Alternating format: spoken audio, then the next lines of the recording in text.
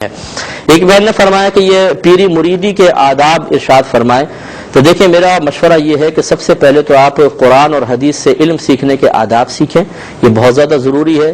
پیری کے آداب بھی سیکھ لیں، کوئی حرج نہیں ہے، لیکن بہت سے لوگوں کو یہ دیکھا ہے کہ وہ ان چیزوں میں انتہائی ڈیپلی جانا چاہتے ہیں اور قرآن و حدیث کی معرفت ان کے پاس بالکل بھی نہیں ہوتی ہے.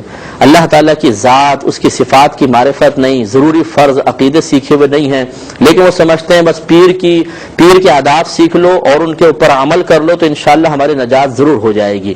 یہ کس نے کہا کہ آپ کی نجات ہو جائے گی؟ اللہ تبارک و تعالیٰ نے جو قرآن میں بیان فرمایا، حدیثوں میں جو چیز آئیں وہ امپورٹنٹ ہیں یا یہ جو ہماری اپنی بنائی ہوئی کچھ تعلیمات ہیں یہ امپورٹنٹ ہیں؟ سب سے پہلے انسان کو چاہیے کہ وہ قرآن اور حدیث کی معرفت حاصل کرے، ان کے ذریعے اللہ تعالیٰ کو پہچانے، فرض عقیدے سیکھے، فرض علوم سیکھے. اس کے بعد اگر ٹائم ملے تو پھر ان چیزوں کے اندر انسان مشغول ہو جائے.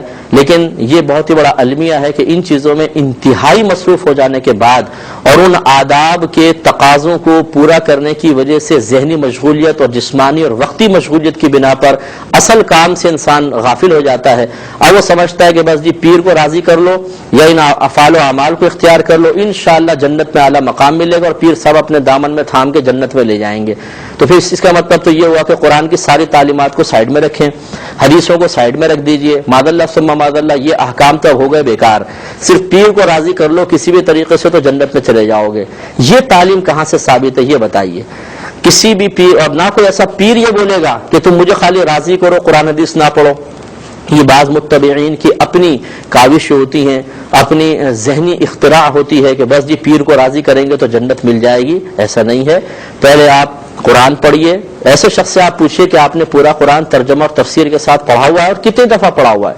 قرآن عظیم کے مضامین تو بار بار نگاہوں سے گزرنا ضروری ہے، بار بار تاکہ ایک دفعہ پڑھیں گے، دو دفعہ پڑھیں گے، تین دفعہ پڑھیں گے تو راسخ فی ذہن بھی ہوں گے اور ان کی مکمل برکات حاصل ہوں گی.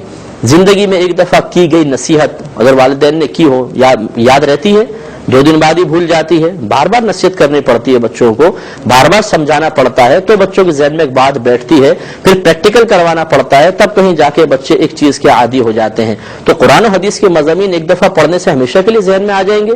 کیا ان کو بار بار پڑھانے کی ضرورت نہیں ہے؟ کیا ان کو بار بار اپنے اوپر نافذ کرنے کی حاجت نہیں ہے؟ بالکل ہے. تو اس لیے اعتدال پسندی بہت ضروری ہے.